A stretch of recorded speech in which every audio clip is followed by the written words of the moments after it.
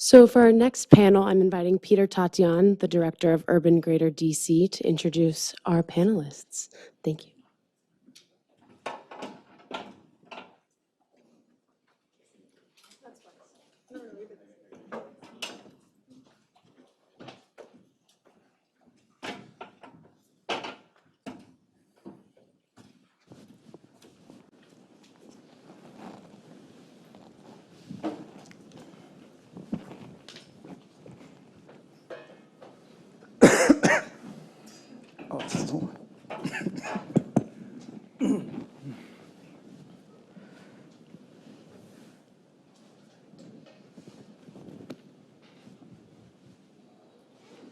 Great. Good afternoon, everyone. Great to see you all here today. Welcome to DC. I know you've been welcome before, but wonderful to have you in our city, whether it's the first time or a return visit. We hope you're enjoying yourself so far. My name's Peter Tatian. I'm the Research Director for Urban Greater DC and also a Research Fellow at the Urban Institute. So very happy to kick things off for us today on this panel. Talking about cultural equity in DC and some of the work that we have done with key partners here, who I'll introduce in a moment. So the theme of today, or the centerpiece of today's, wrong way. You're welcome. That's it. That's it. That's it. We're all done. All right. Yay. Oh, all right. It's the big button. That's why I was confused, because it's the big button. The theme for today is we're going to focus on the 11th Street Bridge Park, which some of you may be familiar with. This will become DC's first elevated park, connecting the historic Anacostia and Capitol Hill neighborhoods that are geographically divided by the Anacostia River. And this is a project of building bridges across the river, which is a local nonprofit, which through the Bridge Park, as well as the Town Hall Education and Arts Recreation Campus, or the ARC, and the ARC Theater, and the ARC Farm, BBAR, as they're known by their acronym, combats systemic inequity facing Black communities in Southeast DC. And to give you some sense just of the context for the neighborhoods that connect the Bridge Park, we have on the east side of the park historic Anacostia and other neighborhoods where the population is 92% Black residents, versus on the west side of the park it's 23%. Child poverty east of the future park is 49% versus 16% on the west side. Unemployment is 16% east of the Bridge Park area versus 9% on the west. And in the east side, 74% of the homes are renter occupied versus 54% on the west side. So some very stark differences between the two communities. And so from the beginning, the Bridge Park saw community engagement and feedback as being very important in the whole process of designing and conceptualizing the future park. They had hundreds of neighborhood meetings on both sides of the river, and it became clear that the Bridge Park was not just a potential wonderful public space, but had the potential to be more than just a park. And the goal of the Bridge Park is now to serve as an anchor for equitable and inclusive economic growth and development in the neighborhoods that are near it. And in addition, they hope to increase the connectivity between these two parts of DC where there may not have been as much connection before. So this realization led to the Bridge Park developing their first equitable development plan.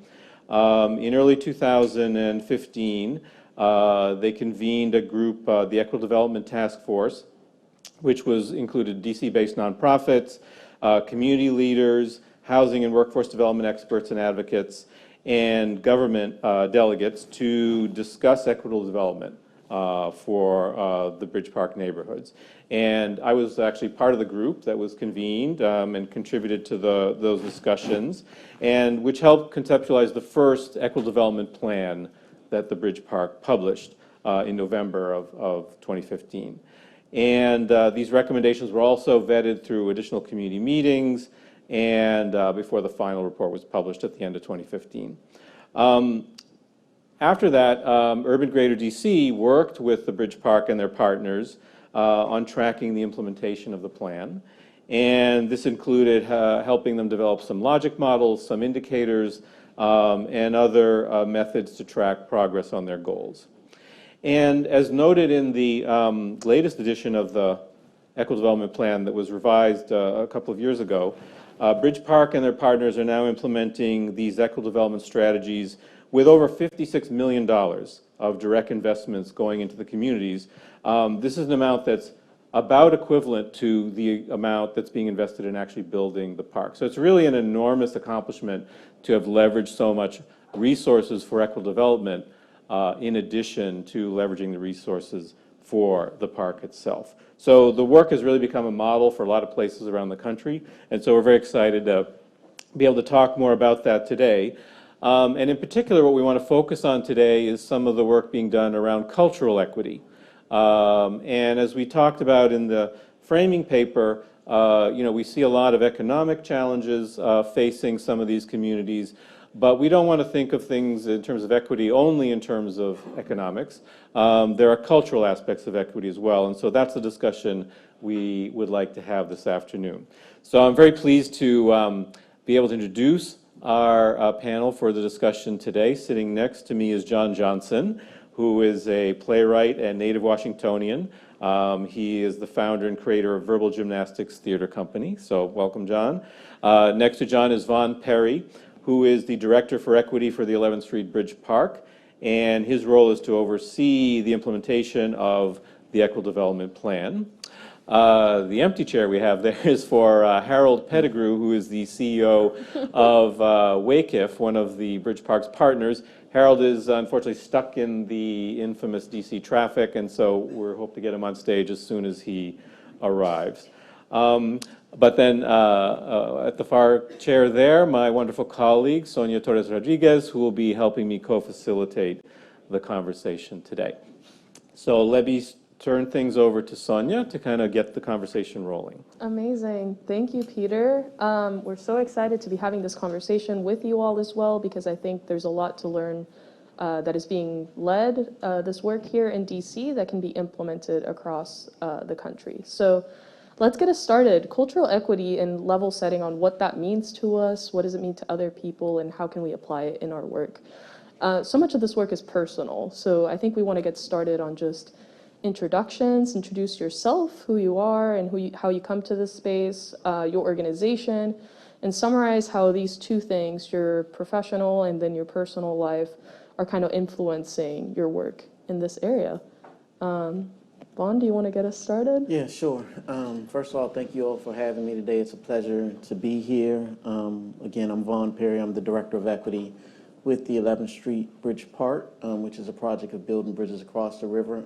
I am also what I say is almost native, right? Like in DC, like there's a big thing about being native Washingtonian. I've been here since I've been 8 years old, and I'm like, don't come for my DC street cred, because like this is me, I'm DC, this is home. And so, and like I don't know, my third, fourth generation Washingtonian, and so Washington is home for me. The organization, I couldn't have said it any better than Peter when he's talking about the 11th Street Bridge Park and the work that we're doing. I need to hire Peter to start to do my, my promos before I get started. But I mean, basically,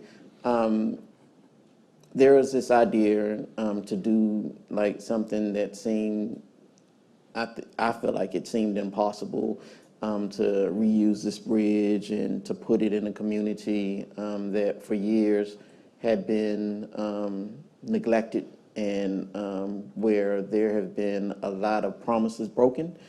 And somehow we're almost, to breaking ground. I used to be one of those that say that was the mythical Bridge Park. Because before I was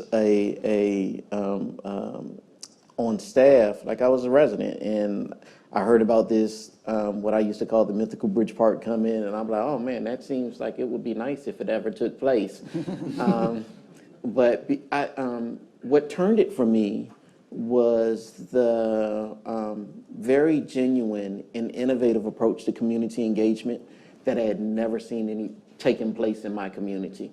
Where not only was it really important for them to come in and to hear from you at the beginning of the process, like they weren't coming in with the plans already laid out, they were just coming in at the very beginning of the process, like, hey, we got this great idea, what do you think? We want to include your ideas. And it was because of that authenticity in community engagement that really intrigued me, and I would say is one of the reasons that I'm here speaking with you all today.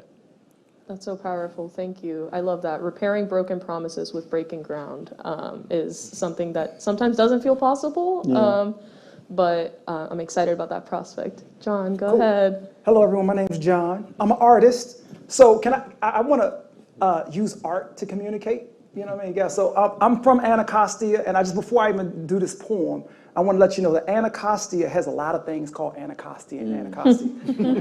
There's a subway station. There's Anacostia Organics. What do you think Anacostia Organics is? It's a marijuana dispensary. There's this Anacostia High School.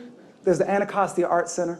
So and they're all in different places in Anacostia. So just to let you know that there's a lot of things in Anacostia with that name. All right, so as a matter of fact, the other day I was at the Anacostia subway station, and I saw this beautiful woman, and she was putting on lip gloss, and I was eavesdropping. It's like eavesdropping, except you do it with your eyes. Now, she's the type of woman that you go to sleep at night, you dream about her, and then you wake up in the morning and you daydream about her. And then between breakfast and lunch, you brunch dream about her. And I could tell that this woman was beautiful because I could tell that she was beautiful and her ancestors share the same DNA. So I walked up to her and said, excuse me, good morning. And I smiled, and she smiled back. And I noticed she was wearing this thing called sadness. So I asked her what was wrong.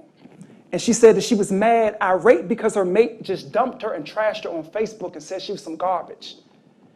Now, as a man, I was going to be like, well, my name's Mr. Recycle Bin. But that would have been corny. That would have been corny like ethanol. So I dug a little deeper. I spit a poem forward with my breath and all. She smiled, and she said she thought my poetry was witty.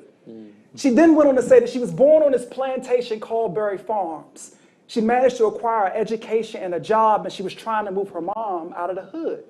So I suggested she be in my play. I was like, I could play Gil Scott, and you could play Jill Scott, because poetry and music go together. So 2 months later now, we go together. 1 year later, we planted seeds, yeah, we hold together. The seed became child, and we reaped and we sowed together. And the fabric on that clothing hold together. And her name is Anacostia. So there we go. That's my poem. All right, there we go. and hopefully it paints a picture of what this community looks like. So now you know there's a marijuana dispensary, a high school. They're beautiful people in Anacostia. There's a place called Berry Farm.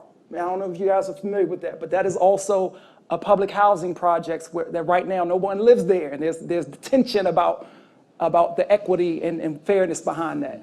And the Bridge Park has a lot of promise also. And so as an artist, I sit in this community that's having this conversation. It is a continuous conversation. And some folks are scared because, these terms that folks are throwing around, you guys are talking about data and everything, like what equitable housing or affordable housing is. Most people I'm talking about affordable rent. You know what I mean? Like, I'm trying to survive. Like, what are these terms you guys are talking about? And as an artist, it's my job to make people feel uncomfortable. You know what I'm saying?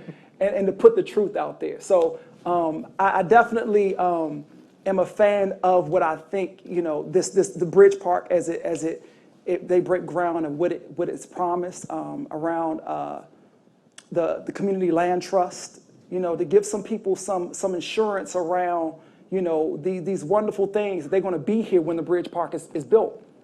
Because that's the threat. Like, all these wonderful things are coming. Are you going to be here to see what they are? You know what I mean? Mm-hmm. So and that's the work that has to be done. Trust has to be developed. And I will say, to give credit to the Bridge Park, because they've been consistent. a lot of folks come and they're very inconsistent in our communities. They come and they're like, hey, I'm here, you know, it's all good. It's like, oh, I got this promotion and I'm executive director at Urban Institute Atlanta or whatever, you know what I'm saying? And then they leave and the folks are like, but what happened? I thought you were my friend. I thought we're building something together. So I'm just saying that is, you know, as oftentimes the artist, I feel like I have to represent the voice of the people because I'm not scared to sit on the stage and talk to people. You know what I mean? Like that's the benefit of being an artist. But I mean, I think, you know, this is something that everyone should definitely keep their eye on and continue to check in and see how these things develop. But it's definitely created a lot of community galvanizing around this bridge because now the community knows. Like, and just, I don't want to keep talking, but the Bridge Park has done a lot. Like, even with Anacostia, we piss off other communities because everything's called Anacostia. You know, so Hillsdale is like, why are the realtors calling my area Anacostia? It's not called Anacostia. I live in Hillsdale. You know what I mean? So this is what happens when you have something of this magnitude that comes in a community. It affects the people. And, you know, and sometimes those people don't get to sit on the stage or they don't get to. So it's important to have these meetings that aren't within I was talking to some other folks earlier. It's like, you know, I'm currently dealing with a government agency that goes unnamed, but we're doing some work in the community around housing.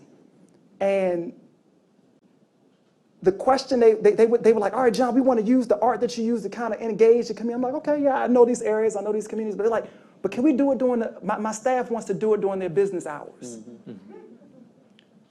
And I'm like, well, you might get 5 people, but if you're trying to engage the whole community, you have to take your time and find out when they're available. It's not just based upon your own work schedule. You know what I mean? Like if you're serving people, you have to adjust and adapt. Mm-hmm. And I think that is very important. And I would give the 11th Street Bridge Park credit for pivoting, you know, because initially they wanted to build a bridge. It wasn't, I don't think it was all about the $50 million that have been put into those things, but the community's like, no. And they pivoted, and now we trust the process. You know what I'm trying to say? And I think that's really important because for so many years that has not been the case. Yeah. All right. Awesome. Thank you so much. Harold, you ready? Come on up. All right. Perfect timing. Yes, please. Oh. I'm going to go back and walk back on stage then. Hey, guys, good to see you all.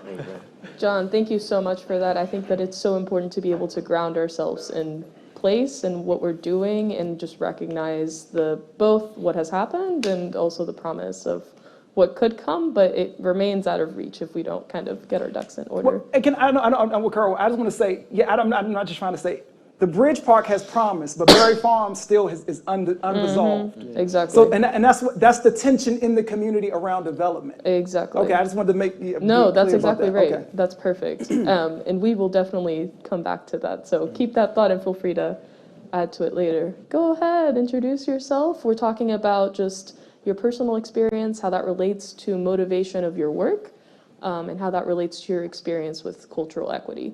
And Harold's going to sing for us. We already had some poets.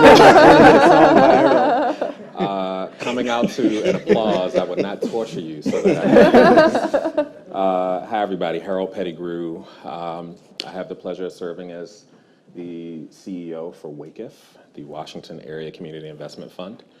And I often say WAKIF first because we often get Wyclef, WASIF, WACIF. WAKIF has been around for 35 years as a community investment institution, investing in many different ways throughout our history, which I won't bore you with today, other than to say now what we do is actually equip and empower entrepreneurs with specific focus on entrepreneurs of color. We subscribe to a philosophy of knowledge capital, social capital, and financial capital, all working together, become more catalytic in our communities. Knowledge capital being advisory, just to make sure we're level setting with language, our advisory work, technical assistance, those sort of things. Social capital meaning networks, connection to opportunities. Financial capital, I think we all know what that means. We're a lender, we're a CDFI, if you're familiar. We make affordable, available capital, capital that's available to communities that's affordable and accessible. I'm a native Washingtonian, and I always like to start with that. If you spend any time here, you will know that I'm the leprechaun The leprechaun, the unicorn, it becomes rare often. When We we're having didn't these plan kind of this, so I conversations. promise you, we didn't plan this part of the conversation. Did you Go start ahead. that way as well? Okay. I talk about the importance of, the native Washingtonian. I'm Absolutely. almost native, right? Yeah, no, we claim you now. Thank So you. good. And it's important because what you often have is a city that's rapidly been changing over the last 20 years. For me, I'm also an urban planner. And so seeing the changes in the built environment is important to the foundations of all of our work. DC public school kid coming and showing up in these places often continues to reinforce a message that unfortunately we have to reinforce, that there are local folks that not only grow up here but also stay here and try to do what becomes our life work of making sure that our communities, our city, our systems are working for us. And so that's often important. I can go further. I want to be respectful of the timing. Sounds good. Questions, Let me throw a question at you, but I Okay. think you can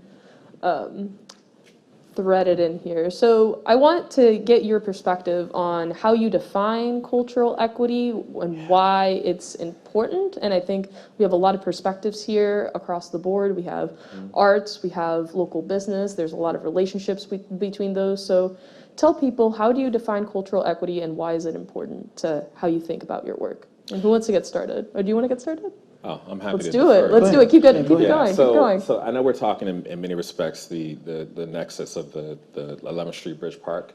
I'll get to definition, I promise. Perfect. No, you're good. So for us, we had a chance to partner back in 2017 with the team there, and it started with some basic notions. How do we bring in entrepreneurship? What we do as an organization, how can we be helpful? How can we be in service to a project that at that time felt like 10 years, back in 2017, because it had been at it so long.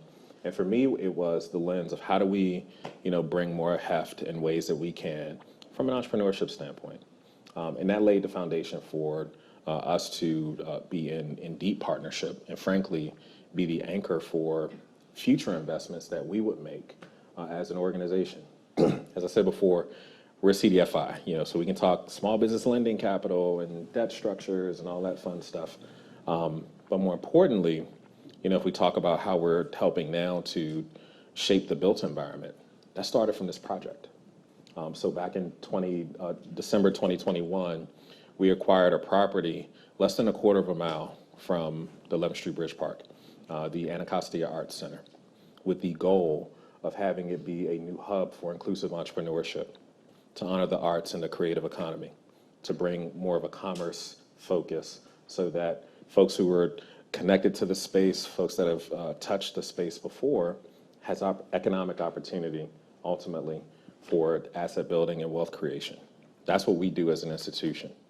But now bringing in a place that can merge all of these things together, a different kind of home that's important for folks in the community to know that this is a place that we belong to, but ultimately, in alignment with our mission, we can celebrate the arts and culture, but also it's a place that's going to help us with commerce, with asset building, with wealth creation. And that stemmed from conversations about how can we partner on 11th Street Bridge Park. And so for us, cultural equity is a bit of a new area, and I think it was a freestyle actually I was having with Urban one day of just talking about the importance of making sure that our communities, what's a community without its culture? And that was the begging question of if we're not able to help preserve what we have that's the spirit of a community, then we lose that. So cultural equity to me is how do we invest? How do we ensure that we're taking the right steps, actions, investments into ensuring that culture is anchored in the communities of now, but also communities of the future. Wow, you said so much in there that I hope other people also get to talk about, but this idea of a different type of home, right? Not just the physical structure of a home, although that is important, but that's typically where the perspective on gentrification ends, right? People are kicked out of their homes or where they're renting, but it's so much more than that. It's the relationships you lose in your neighborhood. It's the relationship you lose with the built environment and the places, the parks, the trails that you've built.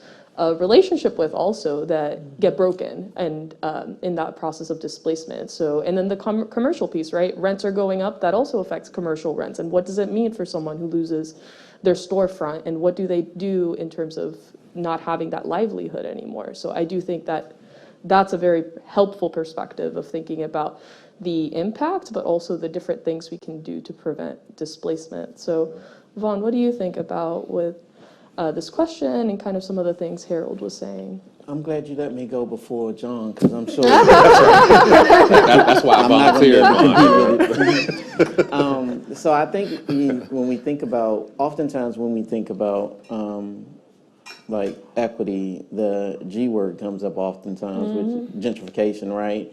And when we consider gentrification, we think about things like housing gentrification, or community gentrification in the community, but not necessarily the culture gentrification that takes place. And what we found, I mean, even in places like the U Street corridor right here in DC, where they got a lot of things right, I think if you go over there and ask anybody like that was a long-term resident, like, how do you feel about your community? A lot of them will say, I don't know this community anymore. This isn't the community I grew up with or I grew up in. And so even though, you know, politically, like maybe some of those folks still have some political power, they were able to maintain some of those businesses, they still feel in a lot of ways that it's a different community from what they grew up in.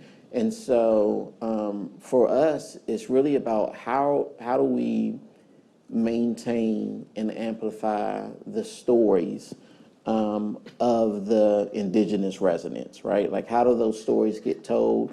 How do they get expressed? How are we documenting those stories?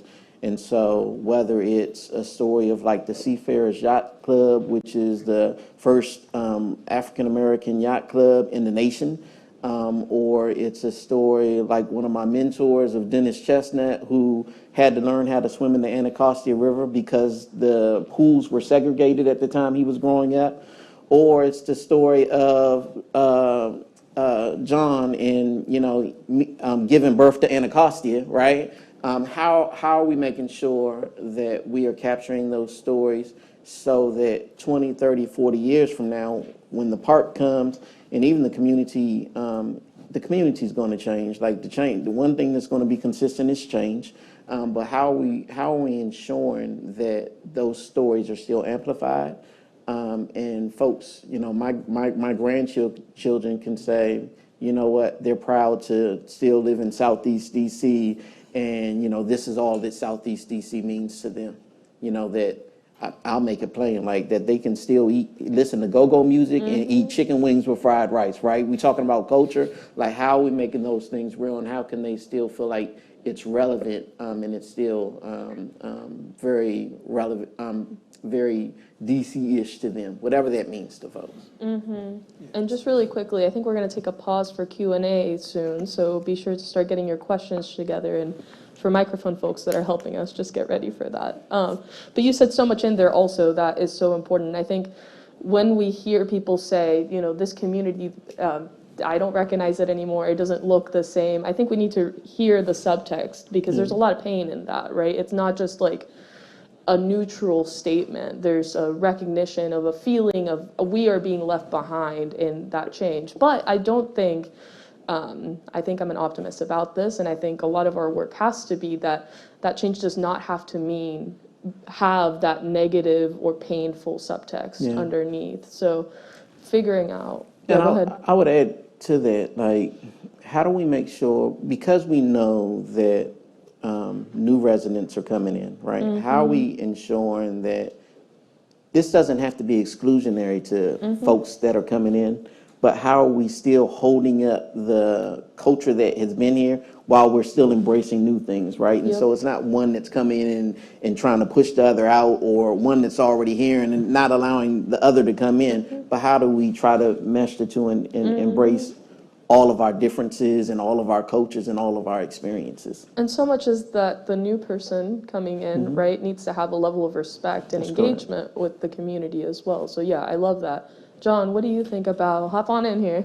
Yeah, I mean, culture is everything. It's your hair, it's you know, how you dress, it's everything. And I think that for a majority, a community that's predominantly African American living in America, you don't feel seen, you don't feel heard, you don't feel, so anything that celebrates, he says, amplifies the voices is always necessary. So it's where you cry, it's where you make love, it's where you eat, it's where, you know, it's where you pray, and those things, when they are seen as important or as valuable as the people who live there, then they feel like, oh, you respect my, like, Frederick Douglass' whole house is in Southeast DC. Like, how amazing is that? Like, you know, bump the monument, you know what I'm saying? Like, come to Anacostia and see this house of this man who helped liberate a whole bunch of people, both white and black, because they allowed for the white population who was not treating, who had us as property, to now see us as human beings. Like, that is a very significant thing. It should be on every school district in the city should know where Anacostia is and know the Frederick Douglass home. Everyone should know that story. That story is just as important as knowing who George Washington is. And I have a quick, this is a little side note. I have a group of performers, and they aren't from Anacostia. And they were like, who's Frederick Douglass, right? Right, and I was like, well, what do you mean? No, this is important, because if I don't know who George Washington is, I'm ignorant. Come on, man. You don't know who Frederick Douglass is, and your life doesn't change a bit. That's not equitable. That's right. So I mean, that's the best way I can answer that question. Like, we gotta know, we have to engage and interact. If I can toss up 1 point too, well, 2 points. One, I think I heard you say, John, like your charge is to make people uncomfortable performance-wise. Yeah, he did it to my team. It was so cool, man. It was so cool. But something that we're kind of hitting on that I often like, you know, I often try to toss out things that could come off sometimes to be a little more controversial, right? I'm an urban planner. I say that with intentionality, so remember that when what I'm about to say. Gentrification isn't bad. You know, and so we have to draw a distinction between gentrification and displacement. When we're talking about the evolution of the built environment, services, I live in Ward 7, north of where we're talking about in Anacostia. I need more investment, community-wise. I need more people. We need more density, right? And so I'm a gentrifier. I live in a neighborhood that used to be the hood. That's all like townhomes and single-family homes right now. If you looked at it, it's horrible the way it looks, because it's like the cookie cutter. But I'm a gentrifier from that standpoint, right? The difference, though, is when you don't have the options to stay. There are many black people that live in DC, my family included, that made an active decision because they made it to a certain point of income and otherwise, so they wanted to move to other parts of the region. That's totally fine. Neighborhoods change. If you look 100 years ago, Anacostia High School was all white. You know, and so, but the difference is that those people decided to leave. Because in the 1950s, you all know legislation-wise, Brown versus Board of Education and investments in the highway system, white people decided to leave DC at a record number.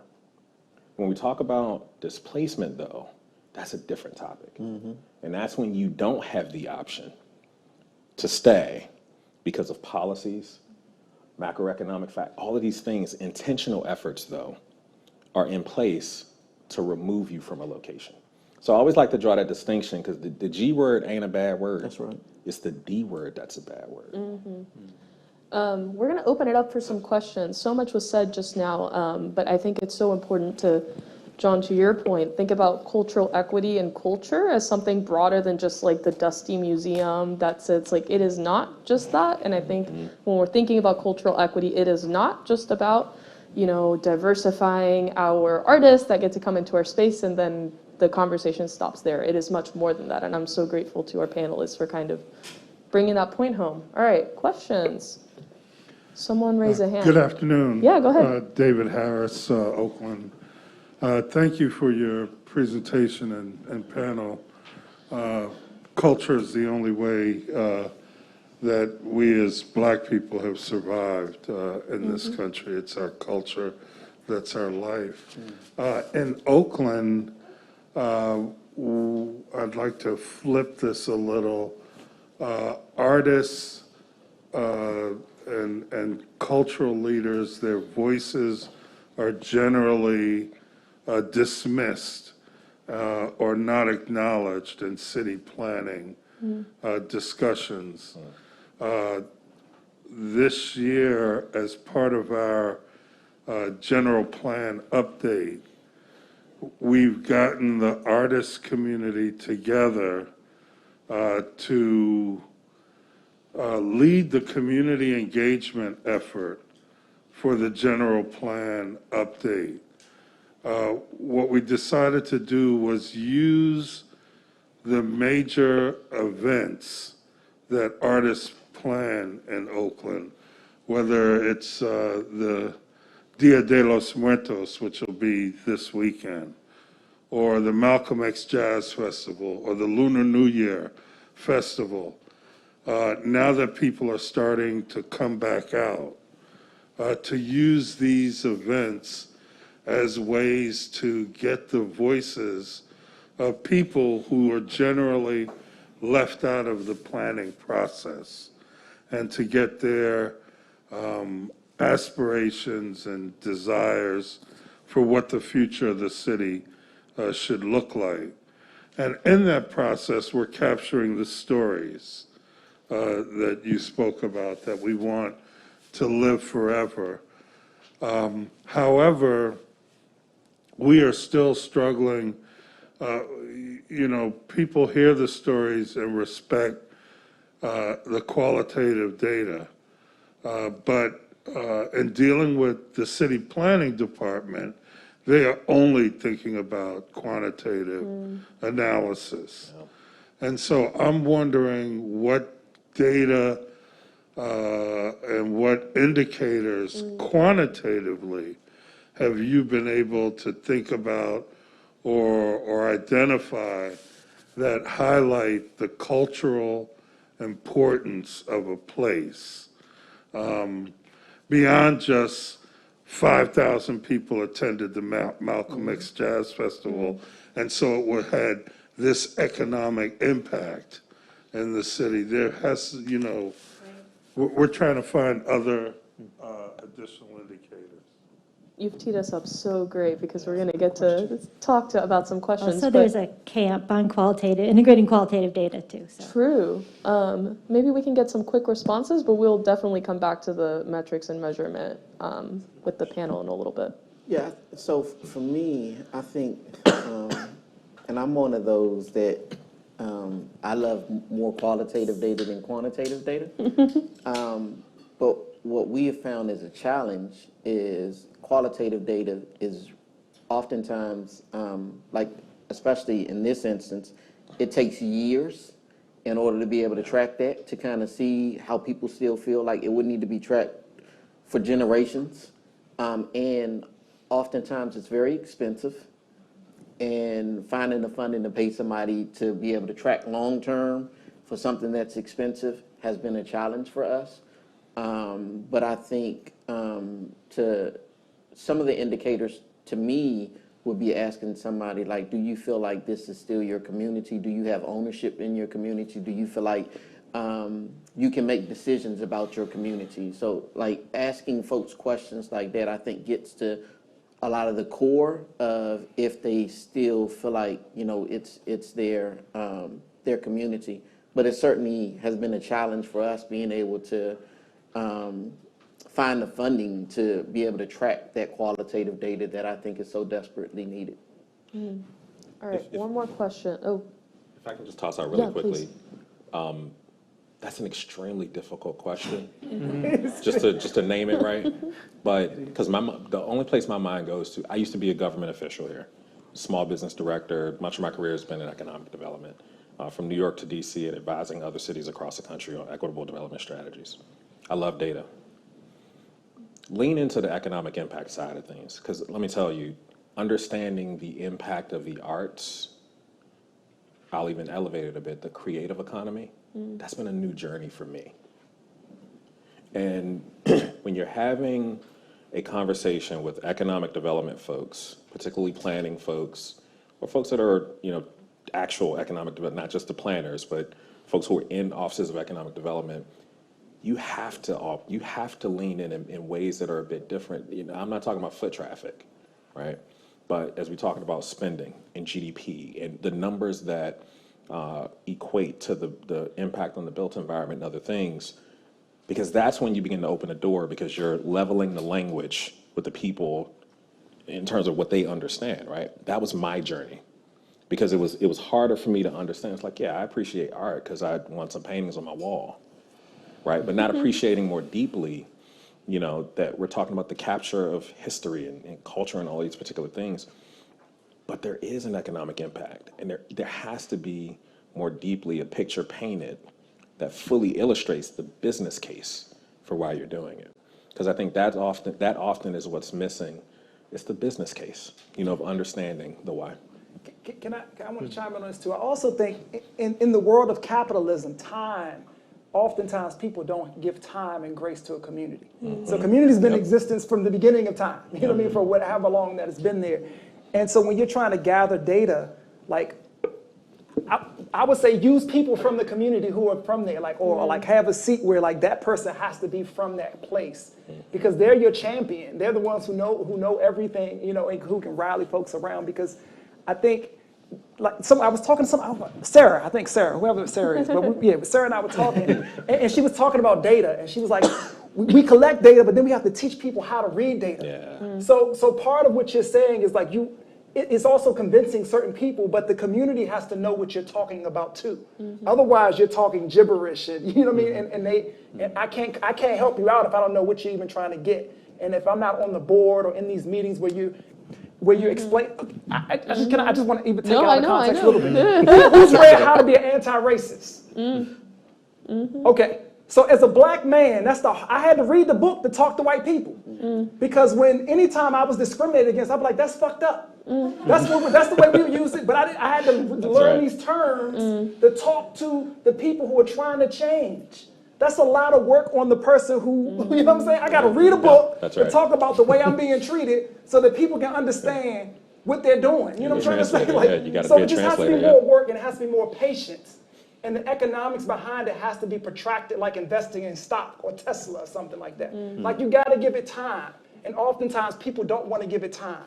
And if you think about people as human beings, you need to give them time to develop and time to understand these languages. So that would be my 2 cents on that. So I was a part of a conversation in Miami a couple of weeks ago, and one of the gentlemen, I don't remember Jason's, Foster, I think it is, from Destination Crenshaw. Check it out, it's an amazing project. Some of y'all might be familiar with it. But he started to talk about, he has a really innovative way of how he was getting funding for his project. And basically, it was based off of the future value of those community members. Right, and so there's an intrinsic value to like community and population. And so, you know, they do. I'm not the tax expert, but I mean, they it's like a TIF, right, where they base it off of future value. But going back to what John was saying earlier, like, how do we first see us, and understand that we have value, right? And not just value for going and purchasing your things from the stores, but we have like all of this value and there is a value. There should be able to be a future value that's attached to the genius and the treasure and the wealth that's in these oftentimes what we would consider impoverished communities. But how do we attach a future value to that and to be able to build from it? Exactly. Something that I heard Jason say in that conversation is, how do we get a value kind of attached to the cultural influence that Black and Hispanic people in LA already have? Like, how do we turn that into that economic capital so that people can benefit from the influence that they already have? Perfect. All right. I promised one more question, so let's do it and then get back to the panel. Hi, I'm Lee Gagazian from Minneapolis. Thanks for being here and for the important context setting. Thinking about like long-term infrastructure projects, we're doing anti-displacement work along a light rail, and it's been communicated to us that there's always a lot of change and turnover within government agencies, and there's new residents coming in, but longstanding communities have collective memory. And the folks we work alongside have communicated that it's tiring to re-educate and context that over and over again. So how do you ensure that new people coming onto the project know the history and it's being told by the people who have lived it? And should there be training in place, and can this exist without it being burdensome to residents? Excellent question. What do y'all think? Yes. Yeah, these are all the light I questions. think one part of that is, how do you make sure that people that are coming into the organization understand the story? Is hire from in the community. Right? You don't need to go outside. Hire folks that already know the stories from lived experience, right? I'm a perfect example of that, where I lived in the community that I work for now. It's one of the reasons I can walk to work in 10 minutes. It's amazing, right? If I didn't have to take my kids to school in the morning, like I would walk every day. But hire people from in the community that already understand those stories, to the point of how do you get past like folks having to continue to tell those stories? I don't know, right? Like I think that is a challenge, right? As a nonprofit organization, we have to continue. I mean, like, you know, we get in front of city council members and ANC members and different municipalities, and there's a high turnover, and it seems like every election cycle we have to start the process all over again. And so, but my takeaway from that is understanding how to be resilient, right? And so trying to I would reframe with a lot of those community members why it's so important for us to continue to tell this story, because we need to be resilient so that, you know, we can start to see some progress. And being able to celebrate even that incremental progress can be really important. Yeah, so I'll say it a little more shrewdly to your efforts, right? So to the point that Vaughn mentioned, like, one, you got to bring people in to the celebratory points, and credit you should not care about. Correct. If it's lifting up from appointed to elected officials, you know, without this person, even though they started yesterday, this project would not have been successful. And having those moments of celebration, right, to pull people in, that's one small thing. The second thing I will say a bit more formally, you know, what do the kids say now? Secure the bag. You know, like if you get, particularly if you're talking about government funding, the more for major infrastructure projects you can lobby for, I would even just to kind of piggyback off of the 11th Street Bridge Park project, get an equitable development fund tied to each major infrastructure project. I've been pushing a lot more for, you know, we make sure every aspect of a lot of these projects have the right funding, right? Except for resources to ensure that people can stay and be resilient. Because the people element of projects typically aren't accounted for, right? It's always after the fact. We're going to secure $30 million from the federal government, $10 million from the local government. We're going to start the project, and then we're going to start having community meetings. And the community is then saying, hey, well, what about resources to help us? We had to, another example of a major corridor here in DC, there was a H Street, historic black commercial corridor. 1968, April 4th happens, Dr. King is assassinated, the corridor goes up in fire. Decades of divestment. Back in 2004, the city announced, we want to bring more people in, we're going to do an infrastructure project along that corridor. Corridor changes, and we're going to bring a streetcar. The city mobilized all of this capital. 2004 now, mobilized all this capital. 2011, I become the small business director for the city, and the businesses were asking for, like, are there ways that we can develop resources to help businesses to stay? We're talking 7 years already after infrastructure stuff has started. So we're cobbling together resources. Why weren't the resources there in the beginning? You know, and so and if you do that, figure out how to access the city budget, it then requires government officials to understand. And so it lessens the burden a bit more from an education standpoint for the new folks, but it is a lot of work to get that type of work done, to include resources, to include the people strategy, along with the infrastructure strategy. So it's a very long way of getting to the answer to your question, but it's something that I think is we lift up the celebratory elements of 11th Street Bridge Park and the Equitable Development Plan. And fortunately, there's been great fundraising efforts, but it would have been a hell of a lot different, like if we could have included, like with the U.S. Department of Transportation or something like this, like the people strategy, so that Scott and Vaughn and the rest of the team aren't grinding as they have to get the right resources in place. And so that when you bring in the community researchers or bring in the community, there's both financial compensation, but there's like real benefit to them participating, either because they get to influence the development of the infrastructure, the programming, you know, those are the types of intangibles that are a real benefit, but that cannot be seen as compensation if they're not built in from the beginning. So thank you, great question. All right, roadmap.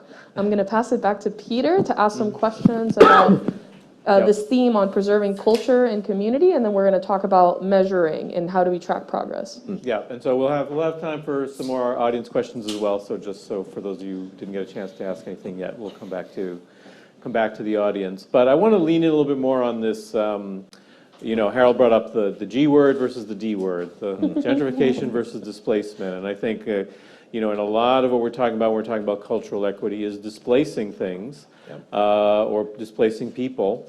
And so how do we really preserve cultural equity and make that work? So I also invite my colleague Sonia, who's been very involved with the Bridge Park work we've done, and has thought a lot about this as well, to give her thoughts on this as well. So what's the relationship between cultural equity and displacement, and how do we think about that? Sure. I'll just go really quickly because I want to hear from the experts here. But something that has come up in our work is thinking about these aesthetics of exclusion. How do we think about a community changing? What does it look like? How does it feel? And how do we tie that to the economic aspects as well? So I mentioned earlier that gentrification is typically associated purely with a housing perspective, and as a housing person, that is extremely important, but I just think that it's important to tie it to these other aspects. So I'm going to keep it brief and stop it there and throw it back to the panel. Thanks very much. So yeah, so John, did you have anyone to? Yeah, I mean, all this language is tricky, and it's tricky to the people who are in situations where they're being gentrified or displaced, or they're gentrifiers, you know. So I think definition, this room understands that, but I don't know if the person who's like, yo, my rent just went up. What is this called? Am I being displaced or am I being gentrified? Yeah, like, I don't know. Right. You know what I'm saying? So I'm just, that was exclusive for this audience. Yeah, I'm saying that's important. So, but I would say, like, here's an example. Starbucks is in our community, right? And so from the development aspect, you're like, about time, because we've been trying to get, you know, business, you know, some businesses to open up, and there was a debate of whether it's going to be a local coffee shop or the big corporation Starbucks. So, you know, that was a part of a little bit of discussion, like, do we want this big brand, or do we want, you know, Glendale's coffee shop, a local, you know what I mean? Do we want to occupy that space? Nonetheless, Starbucks came. Now, for a senior or elder who's on fixed income to buy a $7 macchiato, it's like, what? Like, that's not for me. I can't drink a macchiato. Like, what do you mean? I'm saying, so Starbucks should say, hey, seniors, we have a special discount for you, you know, to get you in there. And you know what I mean? And or, like, those types of things mean stuff to people. Then it's like, oh, this is for us. Come on, old lady gang, let's go in here and get a $5 macchiato instead of a $7 macchiato. You know what I'm saying? Like, it seems like a very simple thing, but those things mean stuff to people. It's real. You know what I mean? And so, like, it can't be this standardized thing that people use. Every community has its own DNA. And so you have to take your time and find out what that community DNA is. And then it's a partnership. It's not a, you know what I mean? Like, so that's the thing that I think, you know, really bugs the residents oftentimes, is like, someone comes in with these promising things, but it didn't factor in the fact that I'm on fixed income. All right, thank you. I think the Starbucks example is a great one, and it has like a lot of economic factors to it. And I think about some other controversial issues like bike lanes and like dog parks, right? And oftentimes you can put them in the community, and the first thing is, well, that's not for me, right? And they just want to put us out, right? And so those are very real sentiments, because oftentimes these are people that have come from generations of being displaced. However, oftentimes the communities like to they get painted with one broad stroke, and you have a plurality of voices in that particular community, right? And so I think one part that can really help to bridge the gap between the equity and the displacement, or the gentrification, whatever term we want to use, is making sure that you are having those conversations with residents in the beginning of the process, right? And so for me, all of what we're talking about is how are we building relationships with people, and then how are we connecting those people that we're building relationships to with resources, right? And all of that is underscored with trust. The more trust that you can build in that community, by whether it's connecting them with resources, whether they're financial or people or organizations, like how we cultivating those relationships, how are we maintaining those relationships, how are we connecting them with resources, but how are we having those conversations again at the beginning of the process, so that people can feel included, they can feel like their voice has been heard, and even if a decision is made that they didn't necessarily agree with, they can at least feel like they had some say in the decision. I want to chime in on something. Sure. Vaughn, how many local or DC residents will be involved in building this bridge park? It's a hard question to ask. I mean, our goal is, so there is the bridge park, there's the equitable development plan, right? And so with the equitable development plan, like everybody we work with are from the community, right? When we start to talk about actually building the park, like the bricks and mortar, one of my goals from day one has been going to workforce development organizations, letting them know, hey, this bridge is coming. Hey, this is going to be the skills that folks are going to need. What we know is oftentimes when development is coming, even though we have something called First Source in DC, a lot of local people aren't hired in order to actually build the projects, right? And so to me, if once the bridge starts getting built, and I can't go to at least 1 out of every 3 persons and then to tell me that they are DC residents, then we failed as an organization. Like, that's my goal. How do we make sure at least 30 to 40% of the folks are not just coming from DC, but coming from east of the river, right? And so those are the things that I've been working on for the last, 5 or 6 years.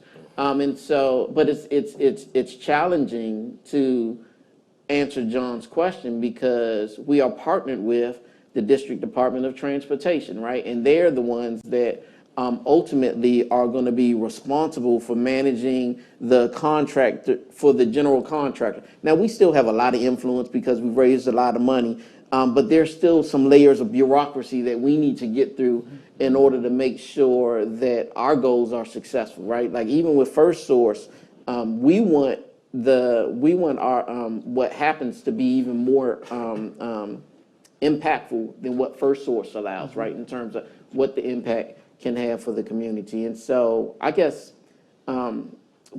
how we'll respond to that is we want as many people as possible. That's what I want you to right? say. Thank you. I was waiting to say as many people as possible. And it's infinite. That was all you had to say. Infinite amount. I'm sorry. I was trying to get there. No. And the reason I say that is because my buddies who work in construction, when we're riding around, it's like, yeah, man, I helped put that together. Yeah. There's a pride, and you become a stakeholder when you build the things that in the community that you live in. And it's like, otherwise, you're like, I don't know who. Like, to walk past a building that's being put up and no one in your community is working on that building makes you feel like you don't belong there. That's right. So I'm just saying, like, that's super important. You know what I mean? Absolutely. I think these are great points, both Vaughn and John, you've made.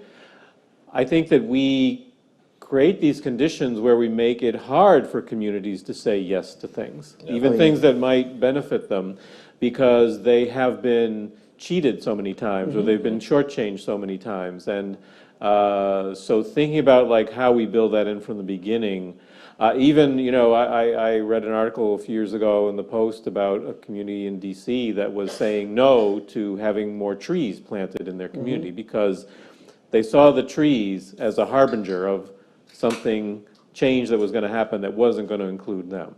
So we've gotten to the point where even that, like saying yes to a tree, is hard for people. Peter, I was in a community meeting one time where we were putting trees in this park that was neglected. It wasn't even a park. It was like this abandoned field, right? And we were changing it into this tree arbor and raised beds. And one of the complaints that I had was, well, what about the drug dealers that are going to hide their drugs in the trees, right? That's a very real issue. At first, I was like, what? And somebody else was like, well, what about people with asthma? Like, they're going to have asthma from the trees. And so while on the surface, some of those responses might not seem like they make a lot of sense, it makes a lot of sense to the people that are saying it. And I think we need to be very receptive to whatever feedback that we're hearing from the community. Yeah, absolutely. If I could respond to your previous question too. Yeah, please, please. Control the land, control the business, support the business.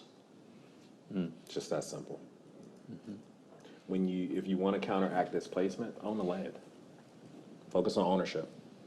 Becomes your simplest, most efficient, though difficult, pathway to killing everything that we're talking about here. Control the land. You have to have viable business or something that allows for the economic vitality of that to continue. You got to support it. To me, it's a very simple equation in that regard. We have businesses that it becomes a little tougher, that folks don't always support, but they represent iconic anchors, you know, for decades. Support them. Like, I always like to support, like my life's work has been in entrepreneurship and small business, all these sort of things. One is just cool, but when we talk about like, how do you fill out a community? It is the creative elements of what's represented. It's also your businesses though. How cool is it when you have a business, a legacy business that's been around for a long ass time, that's been able to survive and weather storms, economic, cultural, you know, you name the type of storms, and they're still there. We don't have in DC at least, we don't have a tradition of celebrating, you know, legacy businesses. I think we're coming into now celebrating your Ben's Chili Bowls and Virginia Ali, and it's wonderful.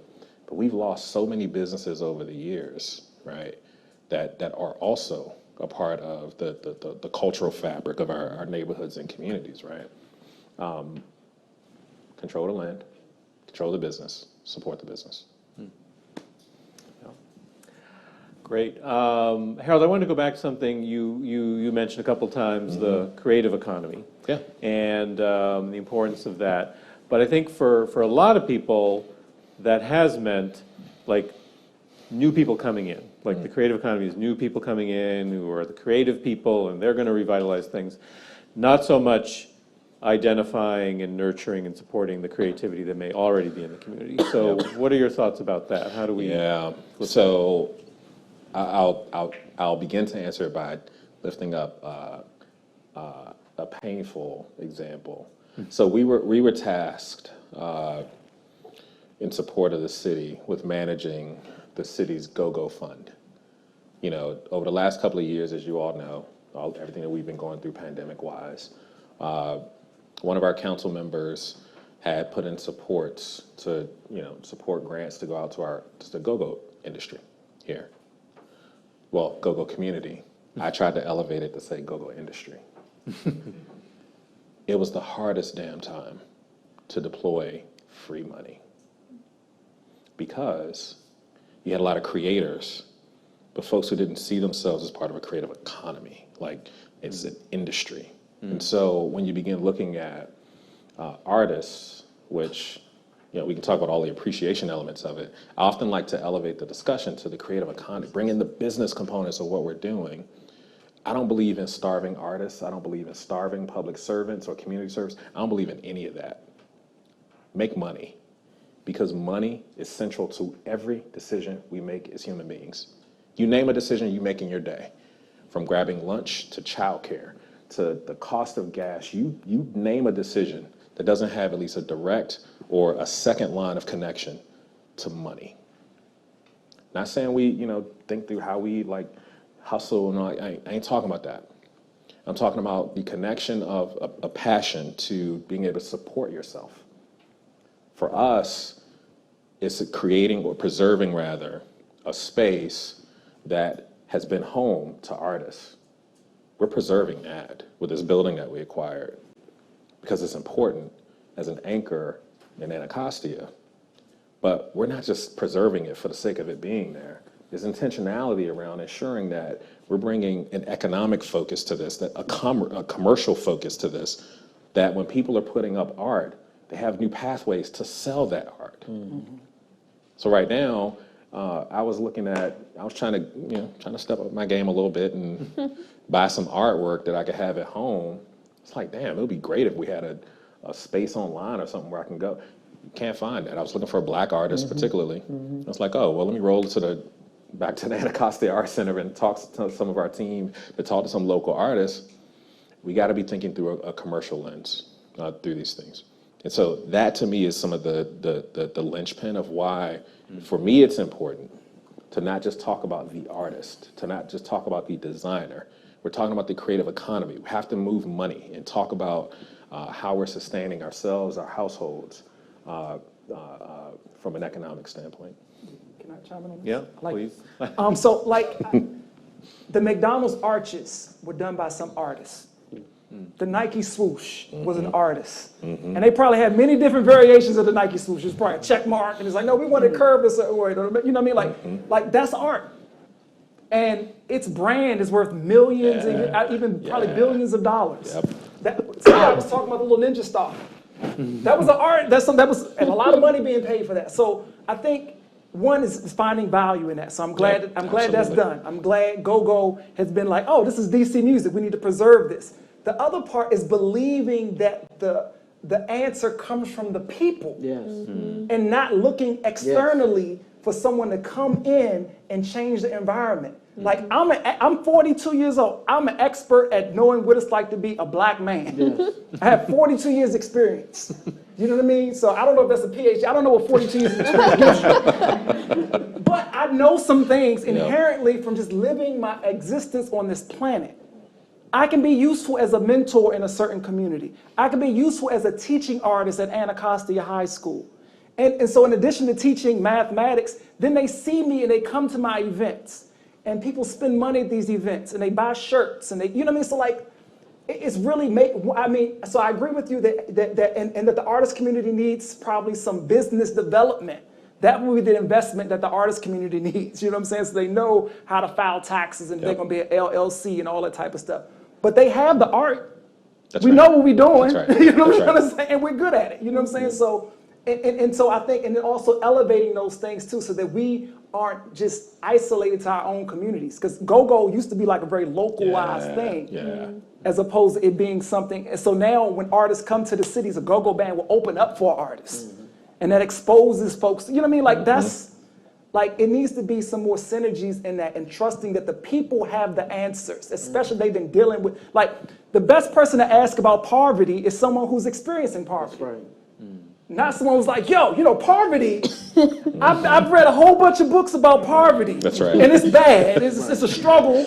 You don't live as long, you have health issues, employment becomes a problem. You would ask somebody who's living through, they'd be like, yo, this is everything I've been through. And I think if these things were given or provided, then my life can be better.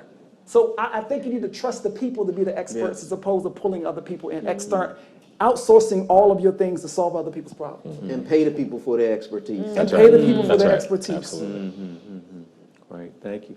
All right, I'm going to open things up again to the floor because I know we had some questions. I think Nicole, why don't we start with Nicole because I know she had a question from last time, so please. Okay, I wrote down my question so I wouldn't forget it.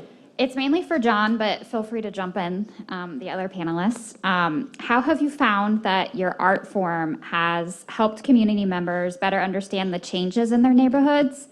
And how has this empowered them to increase their participation in those efforts?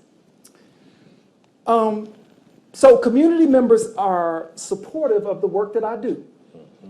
In particular, it's these older ladies who come to all my events. But they're a social network.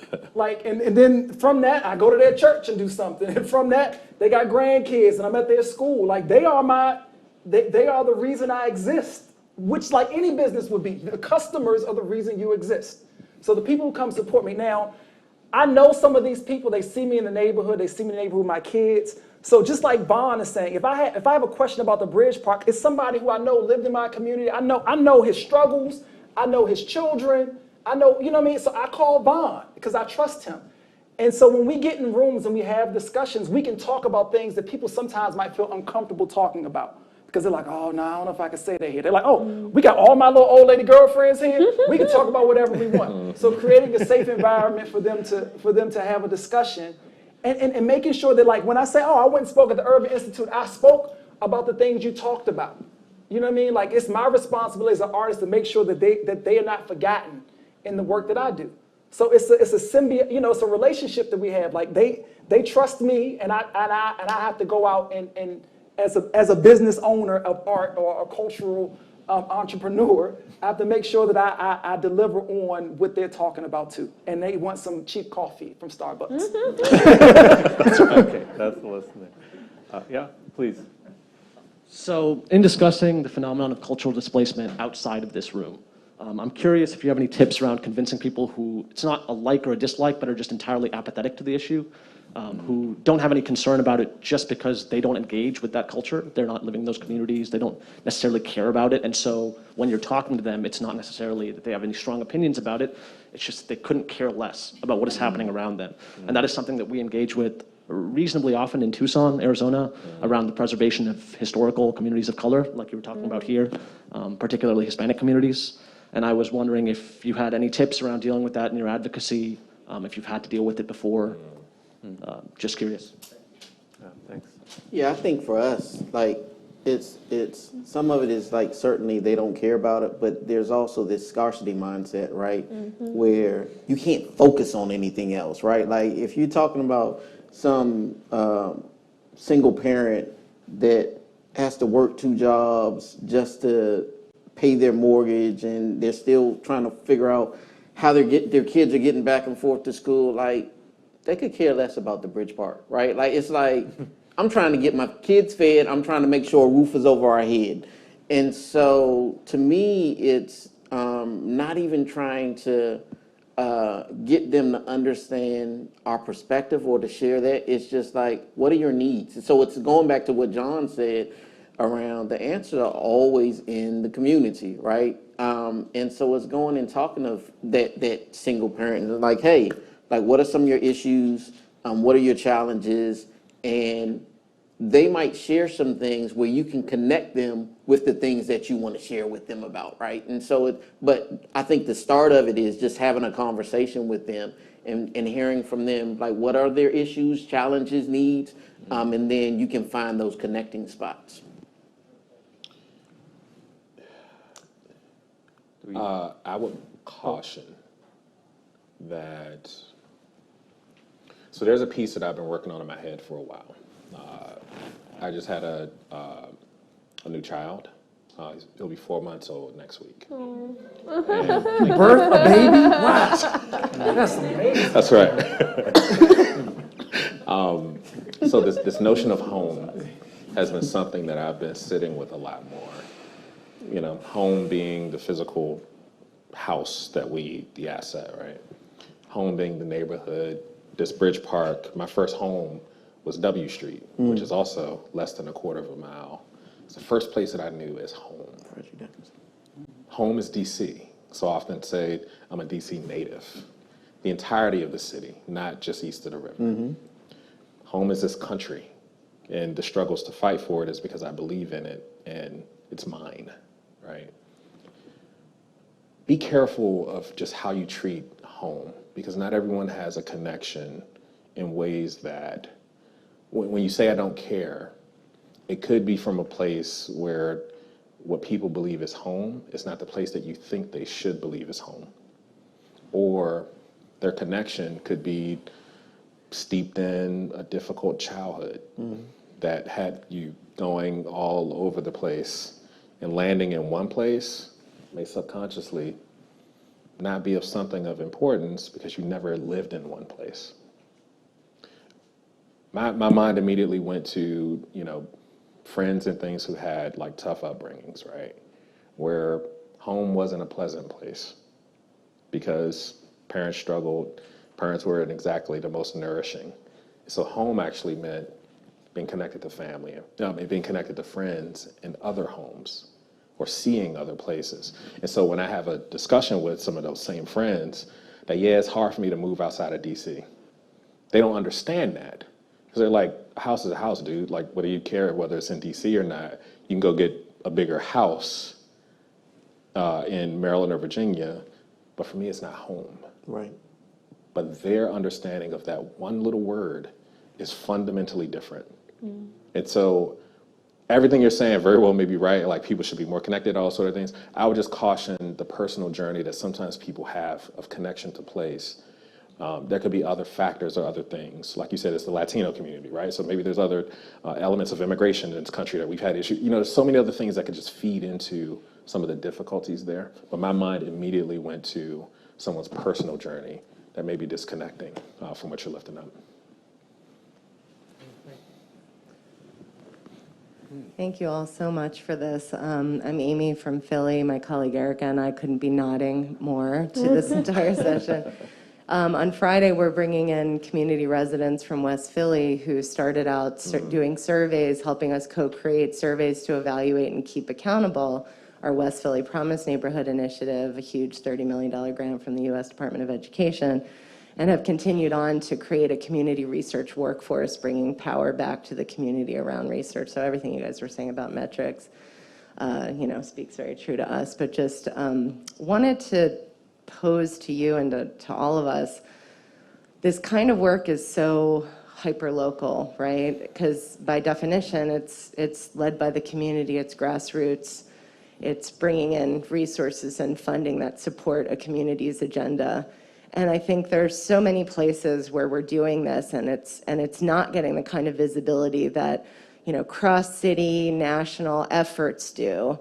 And we need to raise our voices together because, as you guys mentioned earlier, funding mechanisms are still about short-term change and being able to demonstrate short-term change.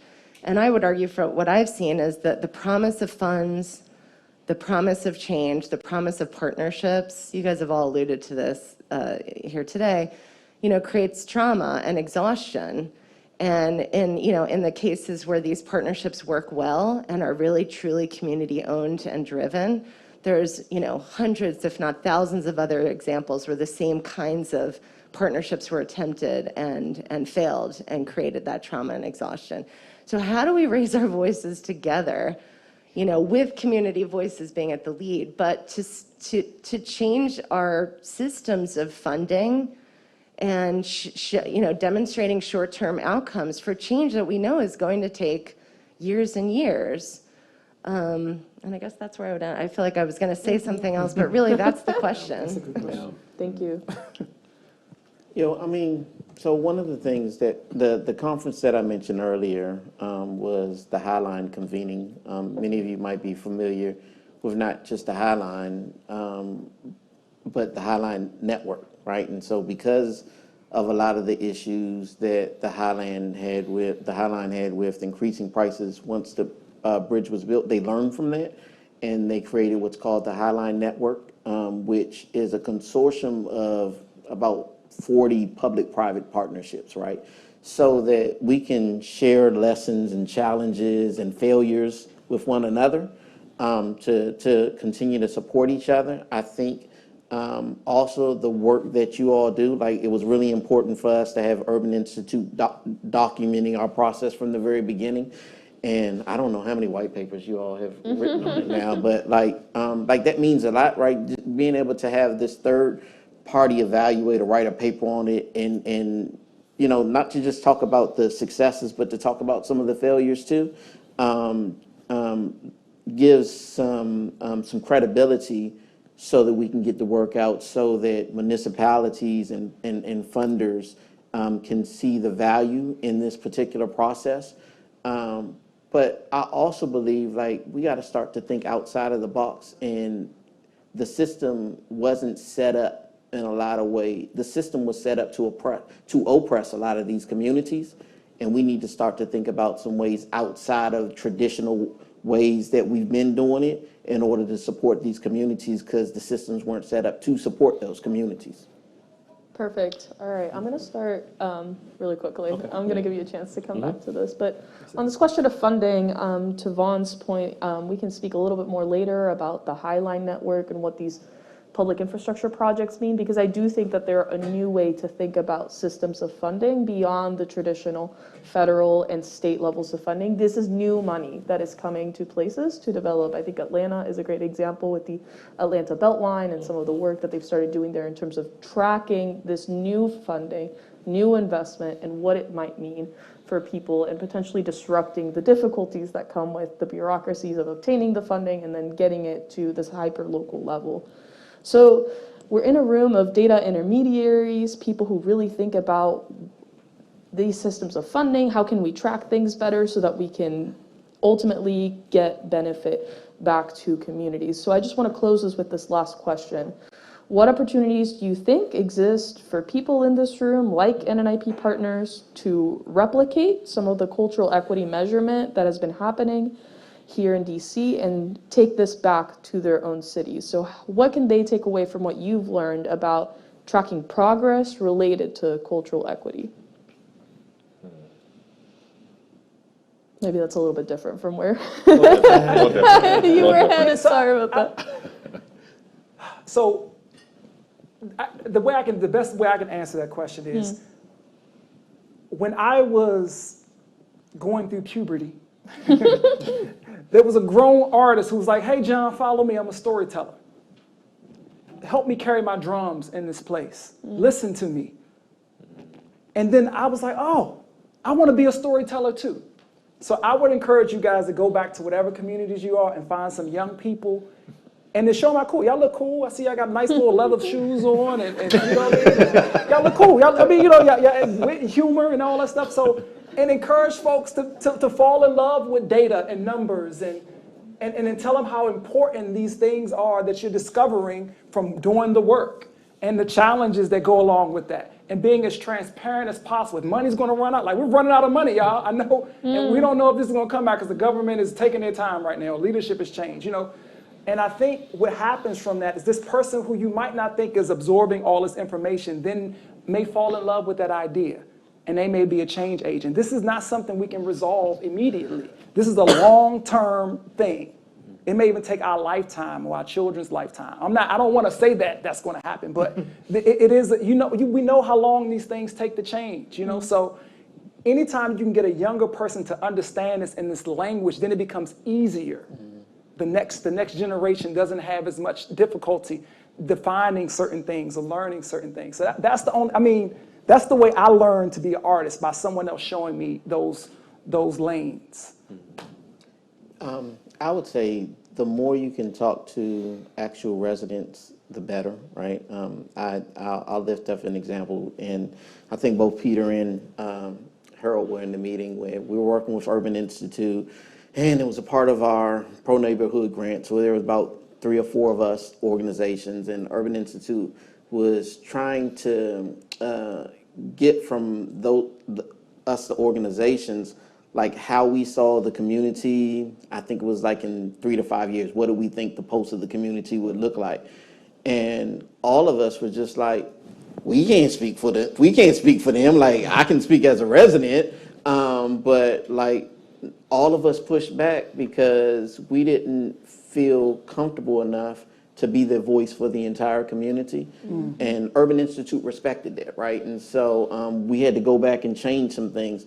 And so even as you are speaking to some of those individuals, sometimes it can't just be about you creating these amazing questions that are going to be able to get you specific data that you're looking for, but it's just going in to have a conversation so that when you're having that conversation, you can hear from them exactly what's important, right? And they can start to tell you, like, this is the question that you should be asking, and this is the question, and this is the question. I'll close it with this.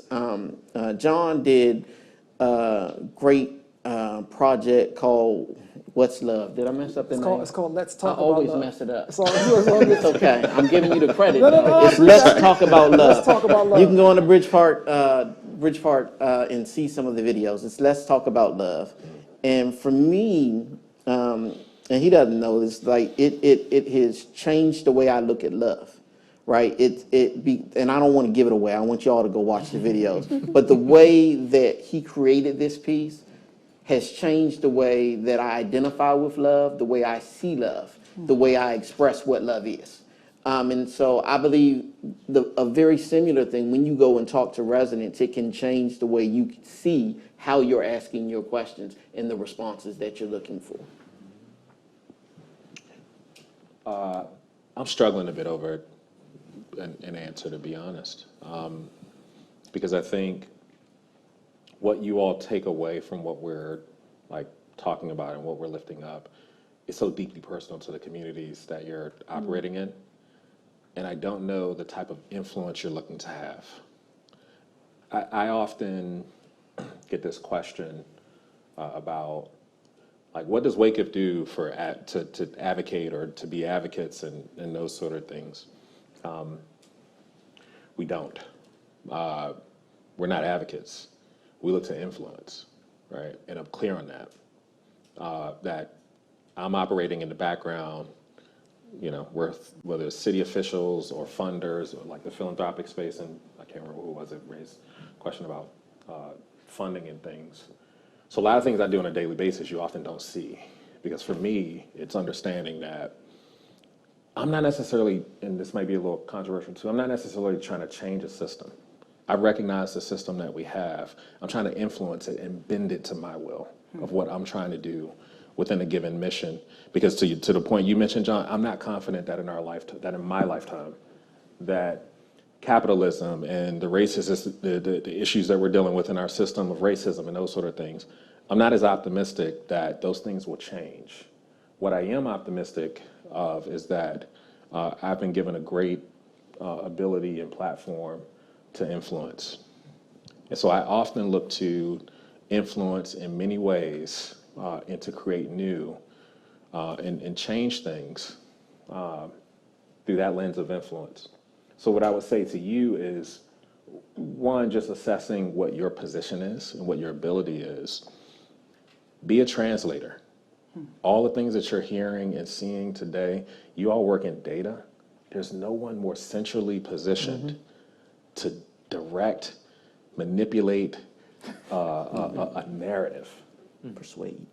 Persuade, yes, that's probably better, right? Sorry, to persuade. There you go, use that word instead. To persuade than those who are closest to the data. You know, and so that's what I would lift up. You know, understand the audience that you're trying to have influence over. Understand the assets that you have available to you and the mission that you're trying to achieve, whether it's folks in the community and community voices and folks who are additive to the cause that you're fighting for, and be shrewd about accomplishing it. Yeah. I think that's a great note to end on. Please join me, everyone, thanking our panelists. Can I do one thing? John wants to have the last word. Okay. No, you can close this out. I just want to share something I think culminates all of this. I know I've been doing a lot of talking. No. But can I share one more poem with you guys? Yes. Oh, please. It's kind of interactive. All right. The name of this poem, again, is to make you feel some type of way. I'm trying to make you walk out of here a little. The name of this poem is My Jesus is Cool. All right? My Jesus is cool. My Jesus is made up of collards and kale. My Jesus is a black male. As a matter of fact, my Jesus is an unarmed black man. Nah, better yet. My Jesus is a woman. Yeah, my Jesus is a woman. Oh, some of y'all don't believe in Jesus anyway. As a matter of fact, my Jesus is so cool that when I say my Jesus is so cool, I want y'all to say, how cool is your Jesus? My Jesus is so cool. How cool is your Jesus? My Jesus is so cool that she will have a party for all her gay friends at Chick-fil-A on a Sunday. My Jesus is so cool. How cool is your Jesus? There we go. Thank you. All right, now we can thank our panel, and yeah, I want to take this show on the road. That's definitely, but I hope you've enjoyed the conversation as much as we have.